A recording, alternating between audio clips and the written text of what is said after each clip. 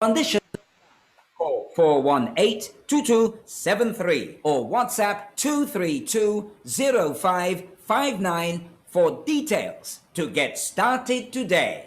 It's the summer of fun and reading thanks to Initial Hygiene Barbados, Boost Kids Essentials, DCAS, Pages Bookstore, and Barbados Public Workers Cooperative Credit Union Thrift Club. Now, children between the ages of 7 and 14, you can read all summer long. Then, submit your book reports by emailing summerofreading@starcomnetwork.net. The children who read the most books will win amazing prizes, compliments our sponsors. Now, remember, the deadline for submitting all book reports is Sunday, August 22nd. So keep reading, keep writing, and keep enjoying the Summer of Fun and Reading Challenge. The Summer of Fun and Reading Challenge is brought to you by Initial Hygiene Barbados, the experts in hygiene. Boost Kids Essentials, balanced nutrition for growing. DCAS, a tradition of love, distributed by Massey Distribution. Pages Bookstore for all your back-to-school books, stationery, and summer reads. Barbados Public Workers Cooperative Credit Union Thrift Club,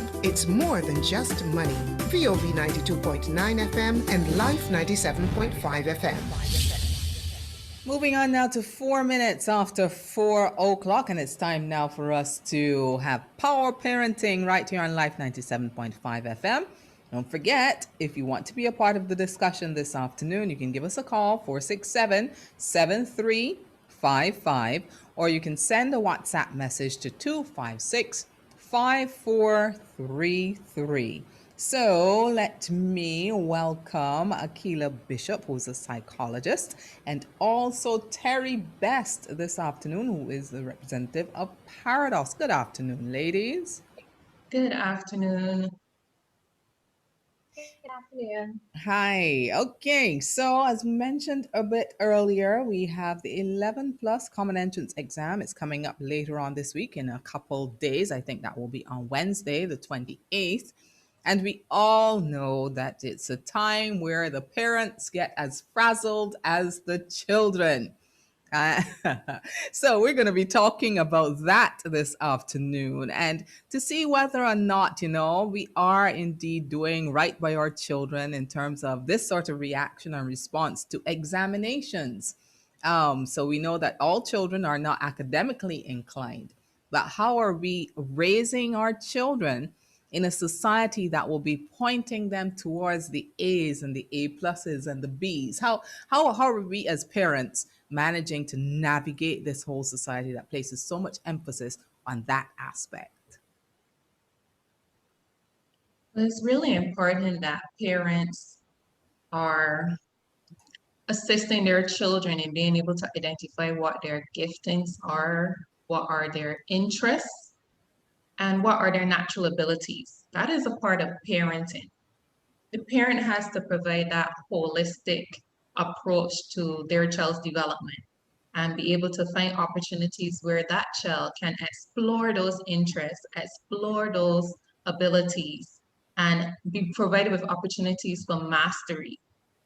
So it may not be available per se in the educational system, but it should be a part of the child's life, everyday life. Now, if a child is good at interested in food and food preparation, and if the parent sees that as an area of interest, that parent can encourage the child to come into the kitchen and help out mom, help out dad, and cut these things here, and watch some cooking shows and be able to get the space to try things out. So you never know, you may be helping the next great chef to emerge. So in their everyday life, parents should, as we talked about intentional parenting, look to see what their children are naturally inclined to and find ways of being able to help them to develop that. How as parents can we do that though? Because if we are so think much in the whole thought process of, you have to make sure that you study this and you study that and you become the doctor and the lawyer and all those things, how are we as parents going to be keen on going in a different direction?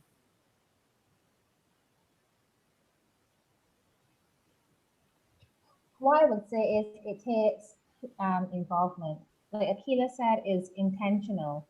And we have the ability to build our children up, or we have the ability to break them.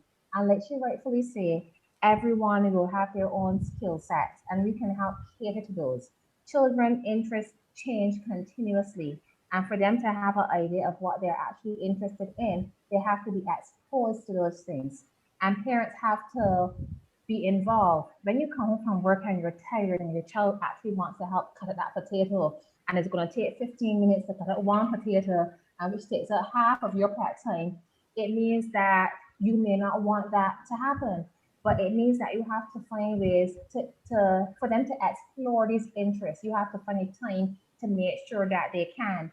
And academics is extremely challenging for children when they don't know the alternatives, and for parents as well. But if you find things that your child are interested in, you can always use them not just for skills, but for the academic aspect as well.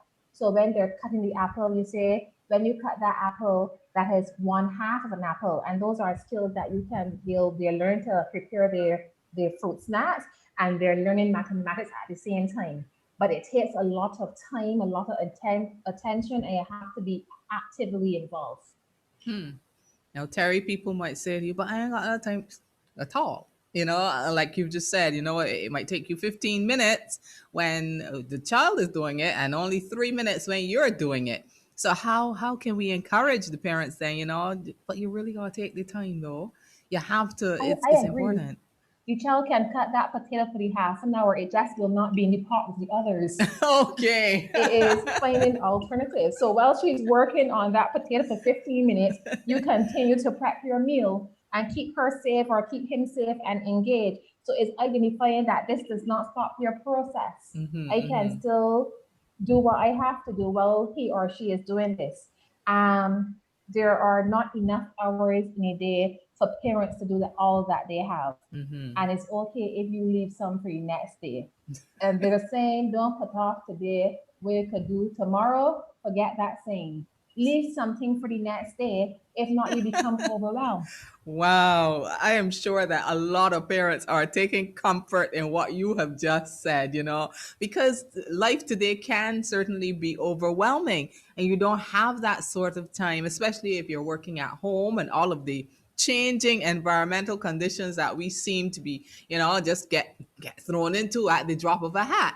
Um, Somebody says, yes, Terry, it takes time. Parents should not be complaining or fretting about how the child is doing the task. So I think it's a matter of mindset, maybe. So, okay, it's going to take a little longer, but this is for my child. So we have to get ourselves into that sort of mindset. But for those who are a little bit impatient, is there an aptitude test? Is there something that you could give a child to say, all right, tick these boxes, you're going to be a dancer? Is there anything like that you can do for a child? Not that I'm aware of. Oh dear. You know, children learn through exploring their environments. Mm-hmm. And in Okay. exploring their environments, they start to discover things about themselves as well, Okay. just like the parents. So they have to go through that process of exploration, and Terry pointed out that there's often a lot of shifting as well that can Mm-hmm. happen Mm-hmm. as Mm-hmm. they discover, hey, my body can actually do this, or my mind can actually think this way. Mm-hmm. And there's a process of growth and development that we all would have gone through. And yeah, and I think sometimes changing the perspective, as you also pointed out, can help for that parent who feels a little bit impatient. They can maybe say, I'm not just allowing my child to just help me here, but this is a life skill that my child is also acquiring. This is helping my child to learn independence, to gain confidence and self-esteem. So you're hitting multiple balls at once. If you can sometimes shift. And I always say parenting needs a very flexible mind. The Okay. more rigid you are in your thinking and operations, the more stressed you tend to be. Hmm. So, how early are we going to launch out on this path of exploration? Are we waiting until, I don't know, 4 or 5? Are we looking at them from the time they're born to see what direction they're going in? How early are we looking to sort ourselves and our children in terms of, okay, we don't want square pegs in round holes, so let's get the round pegs into the round holes. Around It is early child. Okay, go ahead, Terry. Go ahead. I was going to say that it is difficult to put a time frame on it because in a lot of cases it depends on what the parent is also exposed to. We do not know what opportunities there are until we are informed.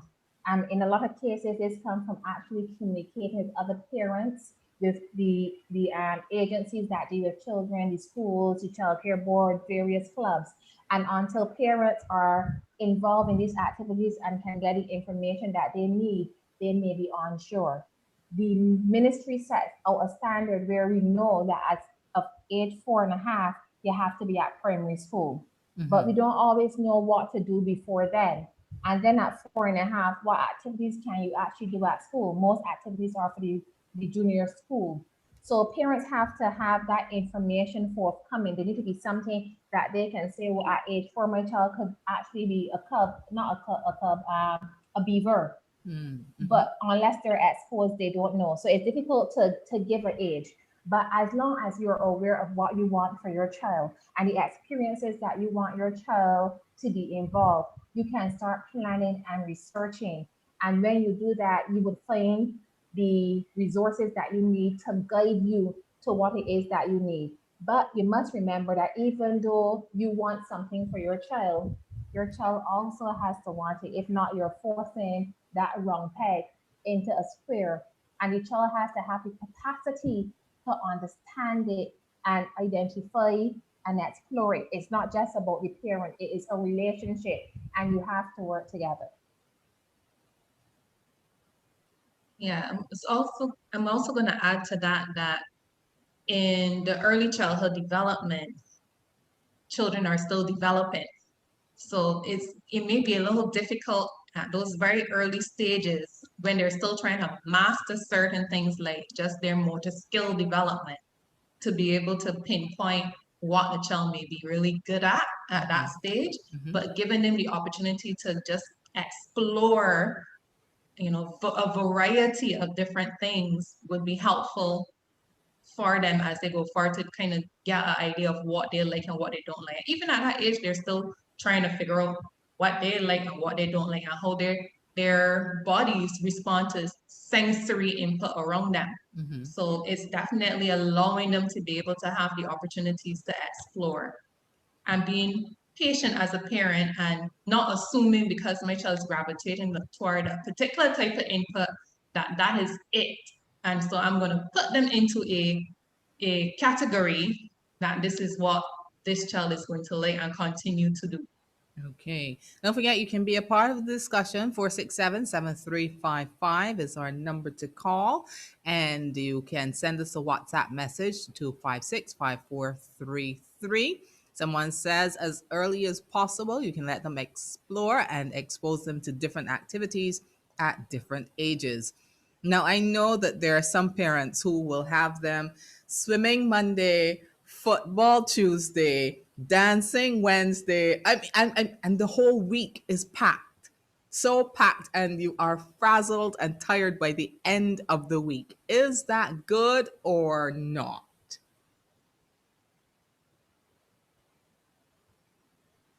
Like Akila rightfully just said, they have to be exposed to the activities.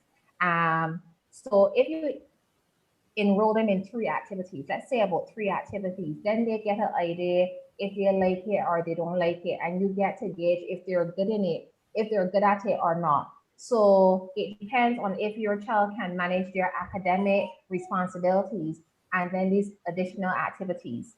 And listening to them, identify when they say they're too tired, because as parents, we think that they have the energy and that they can do, but we have to take into consideration that as long as your mind is tired, your body is tired. Academics alone is a lot. So then when you push the other sports, there are things that you're learning. It's just not the practical part. There are theories for these sports as well. There's certain techniques that you have to remember to utilize. So again, your brain is being worked. So when you're enrolling your children in these activities, in multiple activities, acknowledge when they say they're tired, that they're tired, and put things in place for them as well to relax. So if these activities are directly after school, they have to prep for school the next day. How is that impacting on the academics? Or is the activity every other weekend where they have time in between to rest? So you have to make sure that they have enough time as well to be themselves and to explore their own activities outside of what you want them to do. Some forms of exploration does not need to be formal as well. Oh, okay. Because the child is naturally inclined to it. Doesn't mean that immediately I need to get my child into a tutoring situation to develop this gift. Some gifts just are natural, and without all of the intervention and the support, the child will be excellent in the area. There's some things that you can just allow that child to continue to explore on their own and develop on their own. Not everything needs to be stuck into a formal schedule of a activity where I attend here and I do this. Okay, Terry mentioned about watching out for when they're tired, but is there a difference? Can you tell the difference between when they're tired because there's so many activities, or just might be thinking in a lazy fashion, I really don't feel like doing all them there, so I'm gonna say that I'm tired. Can you tell the difference between the two, and how do you navigate that?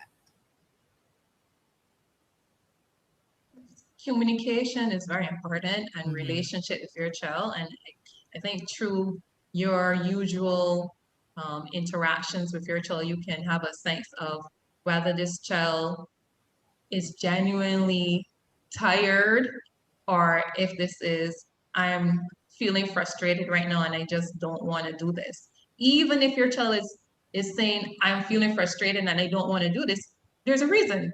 Mhm. So don't just ignore it and say, I don't want to hear you going. Like, what's happening? Yes. What are you experiencing? What are you thinking? Mhm. What is the process that is leading to this? Because that is also important in helping the child to be able to regulate how they feel about the particular activity. And you may get the child to be more cooperative in the end if Mhm. you pay attention to what the child feels and thinks.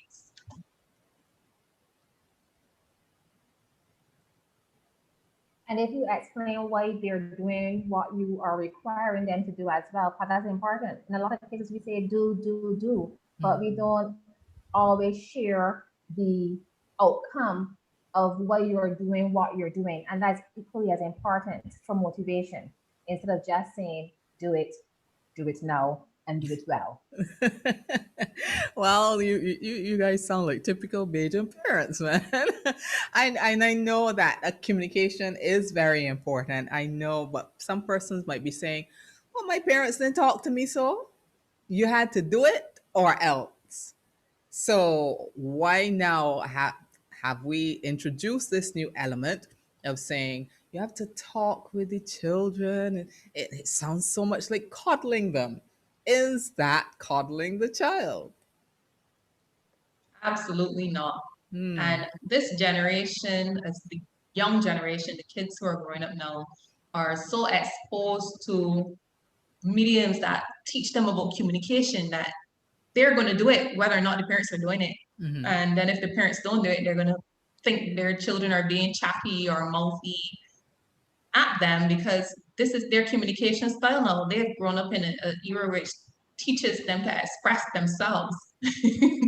They don't even have to be taught it so much now. Hmm. So the parents really have to get on board and realize that every generation learns something.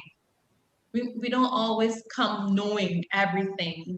Knowledge changes, tactics change, the methods change. It changes in school, methods of learning. So learning is a continual experience, and parents also have to be aware of that. So being able to communicate with your child is very important. Because if you don't communicate with your child, then you communicate with somebody else. Hmm. You Hmm. know? Somebody Yes, said, likewise. Yes, go ahead, Terry. Likewise, our parents did communicate with us, so they it what I would say is that even though they said to do things, sometimes they would explain why. Do not go outside because even when you were getting lashes for following for disobedience, you knew exactly why you were getting lashes. I said, do not go outside. No, look, you fall down and get cut. So you heard what the consequence would be after the fact. It would have been nice to know beforehand Yeah. that you were protecting me from Mhm. falling outside. So Mhm. that's the only difference. It's not you're no longer communicating, you are communicating the possible outcomes beforehand so that they are already aware. Hmm. Okay, somebody's saying, my daughter tells me what activity she wants to do. We sit, we work out the schedule, and she does well at her activities and academically. So communication is very important. You need to come talk to me, or otherwise, someone else will do it. So I think we need to drive that home. If you're not talking to your children, somebody else is, and they're talking back to their counterparts or some other adult, and you don't know the message that they're receiving. Somebody else is saying we will never communicate effectively with our children until we recognize that they're people. Some parents see their children as property rather than as individuals. How do you respond to that? It is true. There are some persons who are not consciously thinking of their children as their own individual selves with their own individual differences. And that's from a place of a lack of understanding. But generally, parents want to understand their children, even if they go about it the wrong way. There's generally this need to want to understand, why are you doing what you're doing? Why does this happen? Mhm. And the only way to do that is to acknowledge that your child is an individual. They may have some characteristics that you display, and they may have some characteristics that you don't know where they come from. Mhm. And I think sometimes parents expect to have a mini me. And when they don't have a mini me, they can't understand who's this child. Is foreign to them. They have to develop. So developing a But I like that relationship is statement, very important. Akila. Pardon? I like that statement. I like that statement that they want a mini me. But the Yeah. reality is they forgot what a mini them was like. They want a mini adult version of themselves. But Yeah. when they themselves were children, there's a possibility they acted just like their mini is acting now. Mhm. In a lot of cases, it is lack of patience, lack of tolerance, and lack of time. I want you to get what I want from you immediately because we don't have time for you to misplace or misunderstand or misbehave because then I have to stop what I'm doing to get you right. So again, parenting 24/7 takes a lot of time. It takes consideration. Children don't just act out for acting out sake. They are communicating to you regardless. If they're crying, throwing a tantrum, speaking clearly, they are trying to tell you something. And you have to take that time to try to understand where they're coming from and not understanding based on what you want them to do, but where they're actually coming from. Hmm.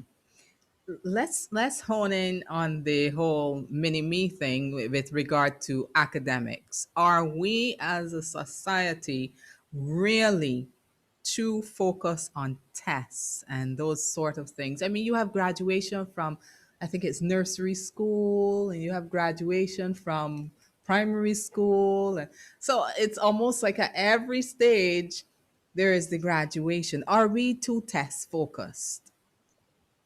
I definitely do think so.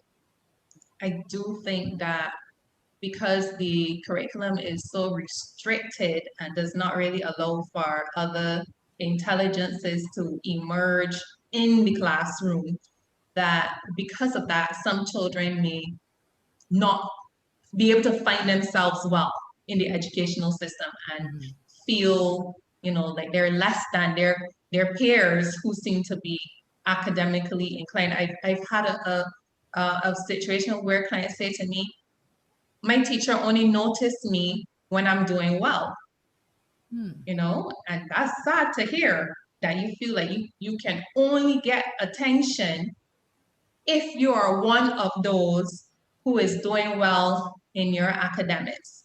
You know, that doesn't speak very well for the school environment in terms of one that is a healthy environment mentally for children who are still trying to figure out their own selves in the classroom. When parents also take that focus, then the child can withdraw. They might not even be able to explore what other abilities they have if they feel like the only thing that my parent is only going to appreciate is if I come home with all of those ticks in my book and a smiley face. If they see all of these X's in my book, it means that they're not going to be happy with me. And for the child, that means who I am.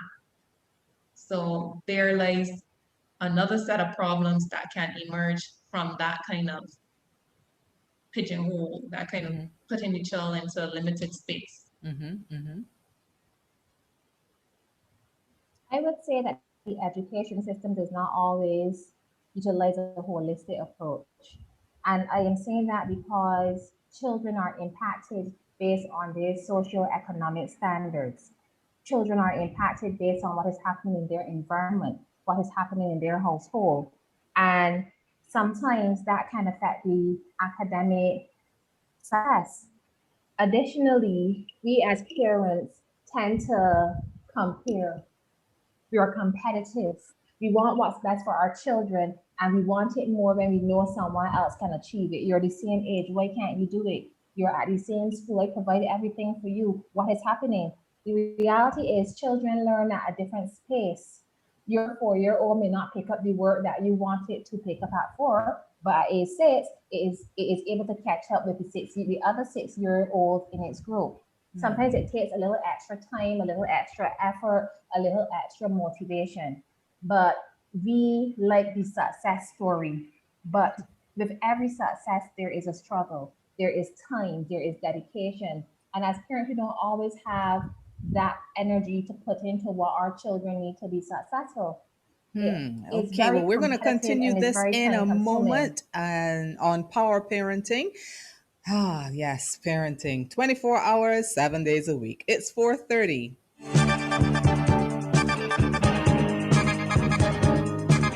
Good afternoon with the 4:30 edition of the latest from Starcom Network News. I am Christo J. Paul.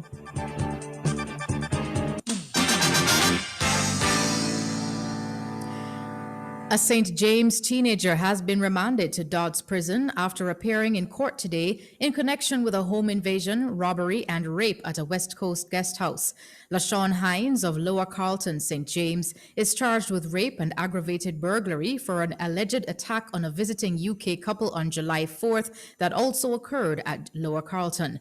He appeared in the Holetown Magistrates Court before Magistrate Wayne Clark and was not required to enter a plea to the indictable charges. He was remanded to Dodds until his next court appearance on August 23rd. President of the Entertainment Association of Barbados, Rudy Maloney, describes the absence of the Cropover Festival for a second year running as a disaster for that sector. He notes that this week would normally have been the climax of the festival, with a hectic schedule of fetes and other events and brisk sales at stores and boutiques.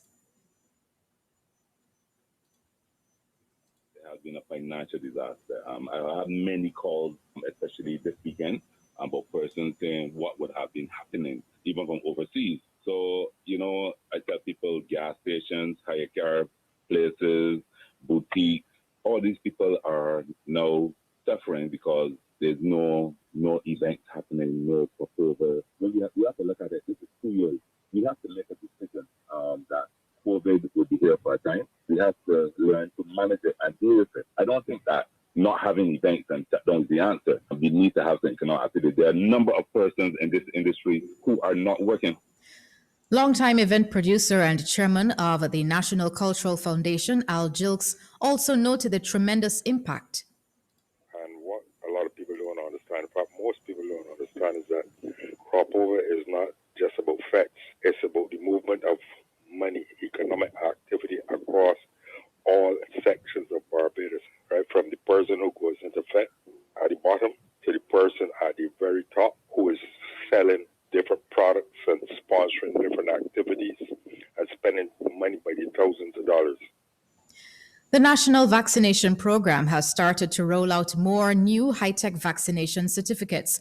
Joint coordinator of the program, Major David Clark, warns that anyone trying to pass off fake certificates will be dealt with.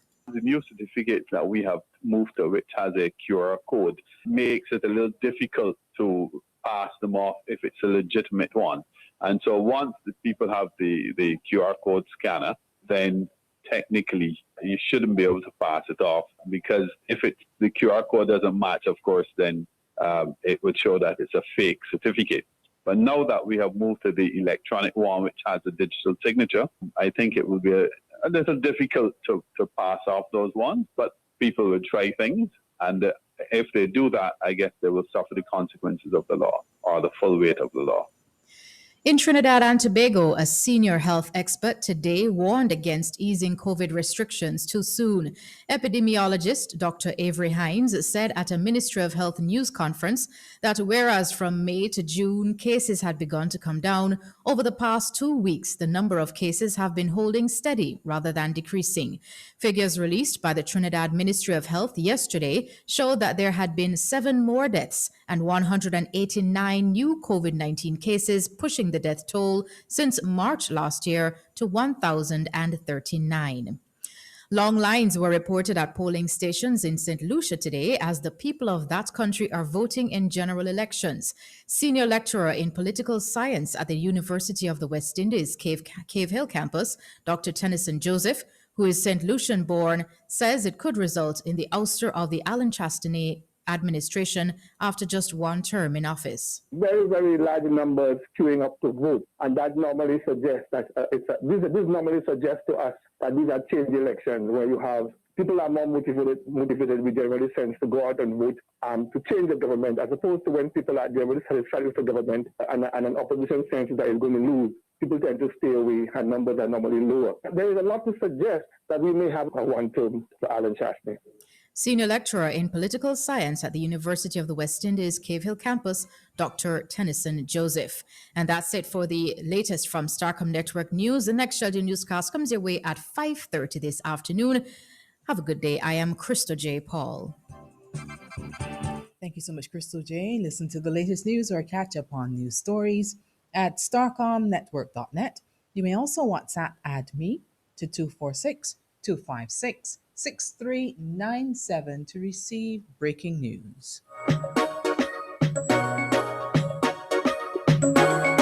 Coming up shortly will be our look at traffic, the official word coming from Operations Control, and then we will also be getting back to power parenting, where we are still discussing our role as parents and the academics versus the other things that our children might be able to get into. How can we help them to navigate these paths, set them on the right road, as opposed to putting them into holes that they don't belong?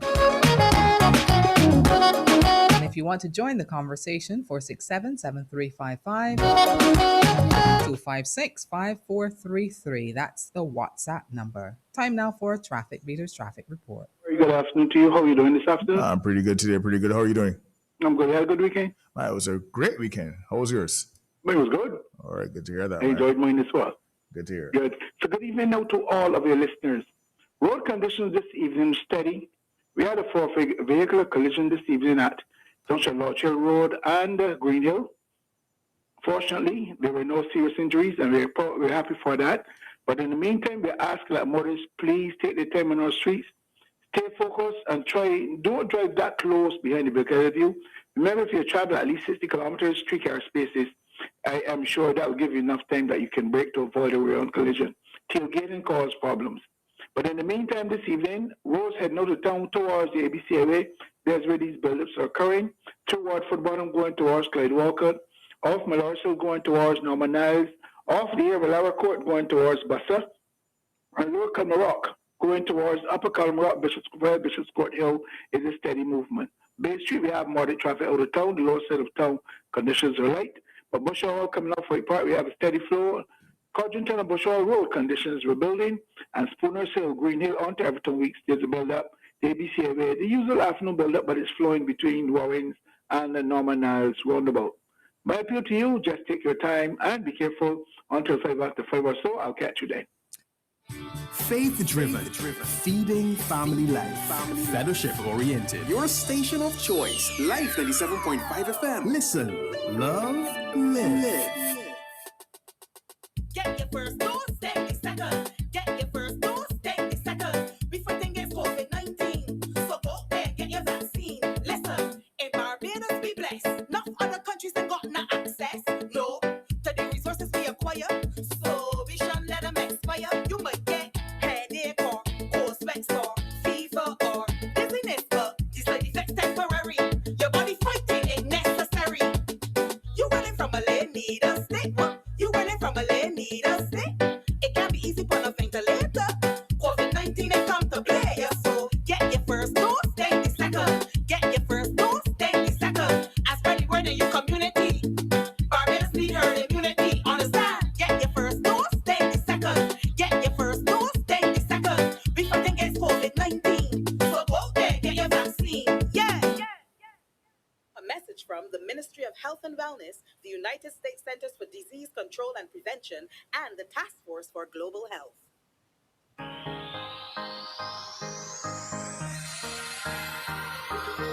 Out of crisis and catastrophe comes opportunity. Yeah, for real change in the world economy, to reduce vulnerability and inequality. So we coming together virtually to expand opportunities for developing countries. At UNCTAD 15, we're solving trade issues, youth issues and gender issues too. Civil society and creative industries are part of the call to bring prosperity for all. Small island, big ideas, much more than the beach.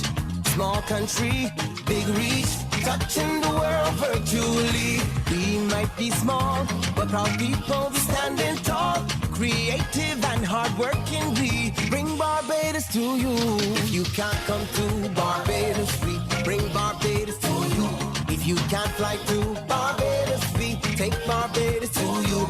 If you can't get to Barbados, we get Barbados to you. UNCTAD, Barbados welcomes you. UNCTAD 15 Virtual Conference, 3rd to 7th October 2021. From inequality and vulnerability to prosperity for all.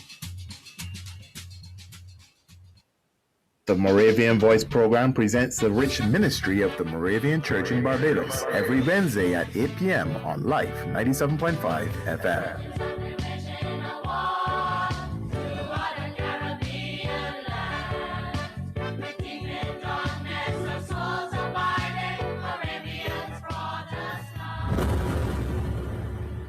It's the summer of fun and reading thanks to Initial Hygiene Barbados, Boost Kids Essentials, DCAS, Pages Bookstore, and Barbados Public Workers Cooperative Credit Union Thrift Club. Now, children between the ages of 7 and 14, you can read all summer long. Then, submit your book reports by emailing summerofreading@starcomnetwork.net. The children who read the most books will win amazing prizes, compliments our sponsors. Now, remember, the deadline for submitting all book reports is Sunday, August 22nd. So keep reading, keep writing, and keep enjoying the Summer of Fun and Reading Challenge. The Summer of Fun and Reading Challenge is brought to you by Initial Hygiene Barbados, the experts in hygiene. Boost Kids Essentials, balanced nutrition for growing. DCAS, A Tradition of Love, distributed by Massey Distribution. Pages Bookstore for all your back-to-school books, stationery, and summer reads. Barbados Public Workers Cooperative Credit Union Thrift Club, it's more than just money. VOV 92.9 FM and Life 97.5 FM. Now on Life 97.5 FM every day in 2021. The Bible Experience.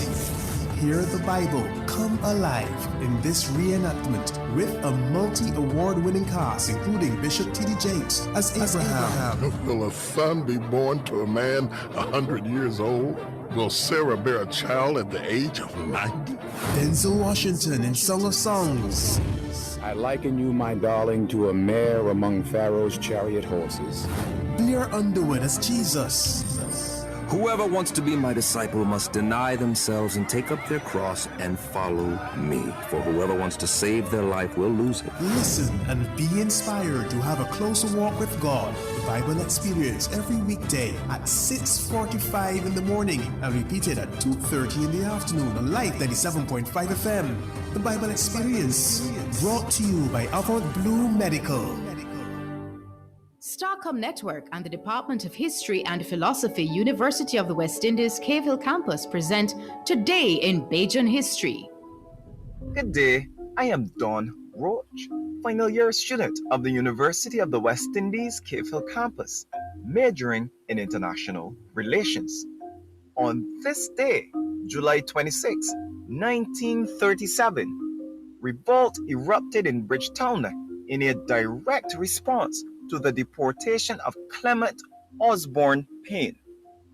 Payne had been holding meetings in the Golden Square and Lower Green, raising labor issues and hoping to establish a labor organization. With Payne on board the Lady Nelson en route to Trinidad, his lieutenants held a meeting at 8 p.m. on the night of 26 July. And the leadership of the movement resolved the action that would be taken to protest the injustice done to Payne in particular, and the injustices meted out to the working people in general. The revolt started at Golden Square around 10 p.m., where the nearby Empire Cinema was attacked. Patrons who had been viewing a movie were sent into panic by the sudden bang of large stones on the door of the theater, causing some of them to take refuge near the screen. In the attack, the theater also suffered damage to 4 large decorative domes on its perimeter, and cars parked outside its entrance were also smashed. The crowd then entered the nearby Wellington and Nelson streets, attacking some houses along the way. This brought them to River Road and Jimmett's Lane, where, according to Edward Stout, they smashed all the gas and electric lights. They continued their assault on business enterprises when they launched an attack on a bus owned by General Motors, resulting in damages. To suppress this assault, the police, armed with batons, confronted the rebels and, according to Stout's report, some on both sides were beaten fairly badly.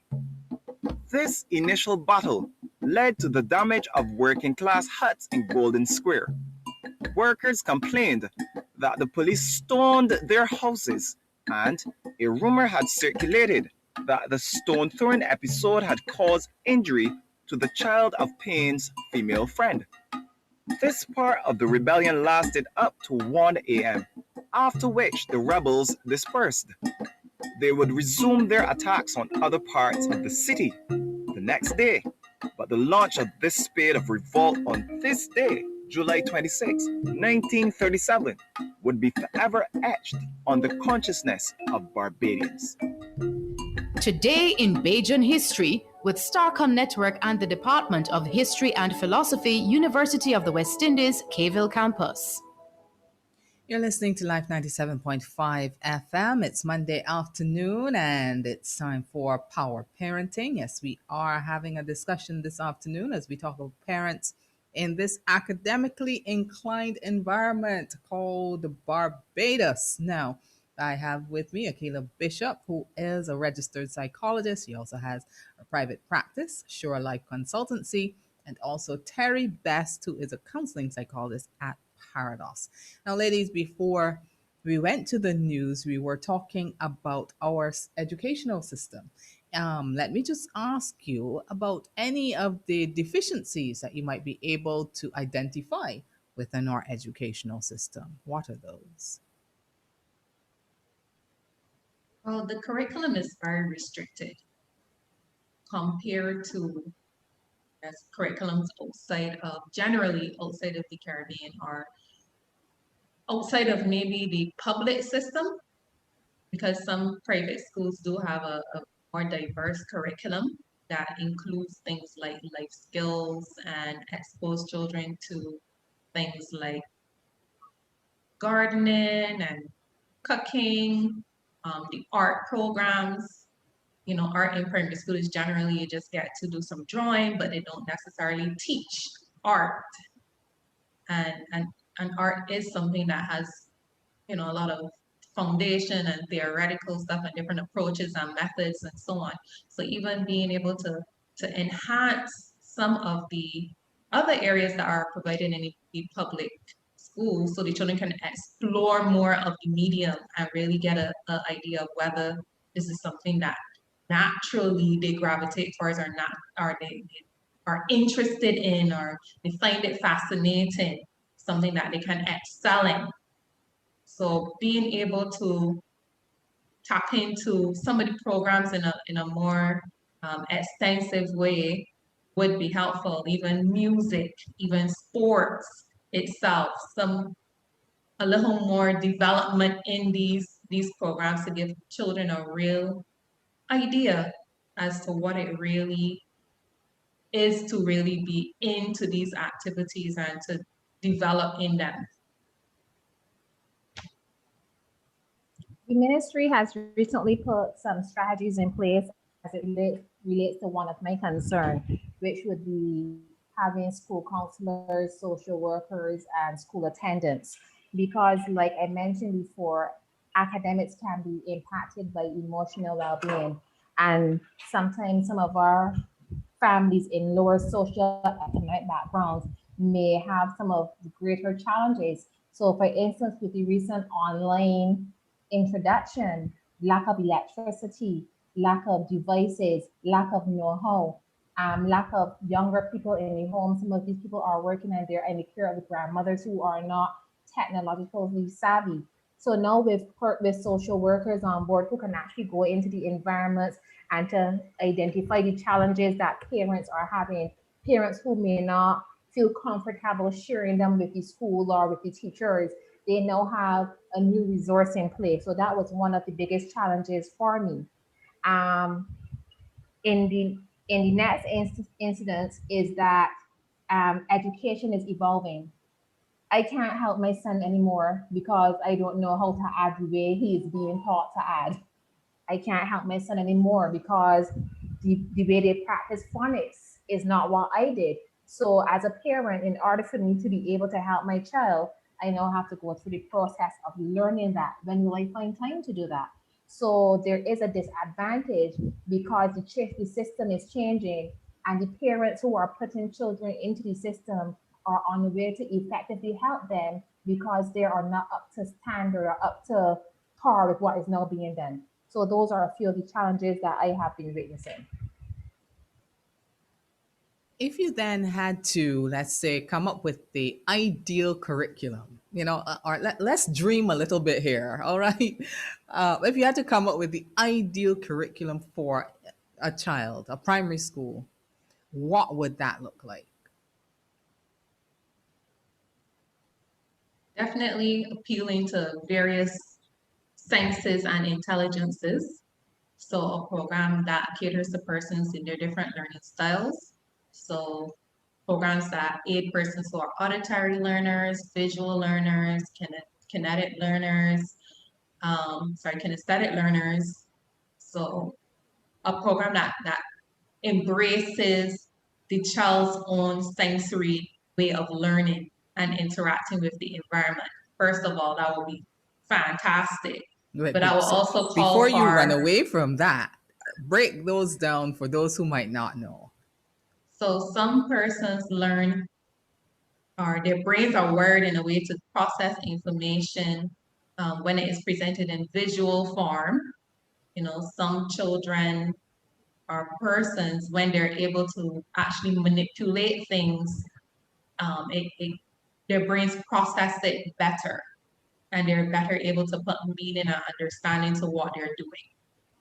auditory persons, they need to be hearing things and they're able to capture the image in their minds and be able to process it. So they may learn through singing, peer learning where they're sharing information. Visual learners may need visual things like pictures, to be able to see models of stuff. So it has to appeal to the way that their brains process information. The kinesthetic persons may need to actually build things or make things or cut things or break things, move things around, feel them in order for their brains to be able to process the information. Same information, just processing it a different way. Mm-hmm. But in order for that to happen, it means that a lot of resources would need to be provided so that these things can actually be done. Mm-hmm. So it really does call for a lot of investment for something like this to take place, where you're going to have the magnetic board and you're going to have all the different things that can be put onto the board for those visual persons, where you're going to have all the materials for those who are kinesthetic, where they can move around and they can touch things and they can put things together so that fractions make sense to them. So it does call for, it would call for a huge investment. It really would. But then it would also help give the children a wider perspective of education. You know, education the academics don't have to be limited to just a math and grammar class, but it can be integrated into what the child's interest is as well. I mean, math could be taught on the cricket pitch. Mm-hmm. You know, the distance between the cricketers and the speed of the ball. So being able smiling because she started off with the perfect sentence. Let's dream. Mm-hmm. And like Akila so rightfully pointed out, it takes so much more resources. And Akila, what I'm thinking now is there are teachers who are doing that. Our teachers are very resourceful and very impactful. There are teachers who are taking the children out of the classroom, but teachers go with a passion to teach, and they themselves are in a box. They don't have the opportunities to step out the way they would want to step out, and maybe their voices need to be heard in a lot of cases. But what I would want to add to the curriculum that I think is very important is that FLD program, Family Life Education, where students are reminded that it's okay not to always be number one. It is okay that someone has to be 2 and 3 and 4, and that they will learn at different times, and that this does not impact on their worth. That is one of the biggest things that is missing from our educational system. These children that are going to do the common entrance on Wednesday should know that their best is enough, regardless of what they come out of that exam with. And it is not the ending of their life, it's just the beginning of a new chapter that they get to charter with the assistance from family, friends, and communities. And I think that is what is really missing, this coming together, this cohesion, letting our children know it's okay if you're not getting 100. Just keep doing your best. Your best will always be enough. That is what is really missing. Terry, are you teaching the parents that too? I'm trying. I am trying. It is difficult because it is a competitive world. Yes. And Barbados relies a lot on academic success. But it is okay if you don't get it now. There's a possibility that you can get it later. Yeah, something that Terry mentioned there as well, that, you know, in the whole dreaming of what this could look like would be really good, is to have that social and emotional learning program in the school, and from the very beginning, where everyone in the school is understanding that children go through a range of emotions and the environment helps to teach them how to cope. So they will be able then, if they are in an environment that allows them to be able to process that, to be able to cope with the fact that I'm having a struggle or I'm having a challenge. Something is quite difficult for me. I'm feeling overwhelmed. I'm feeling stressed. If the environment can support that by giving them tools as well, and Terry did mention it would for that to happen, it would call for the correct support team to be involved in the educational process, so that that can be done in the classroom. because it will be so much easier for a teacher to say, I understand how you're feeling. This is what you can do, and be able to get back to the class than having to yell at an entire classroom because everybody's feeling dysregulated and no one knows what to do about it.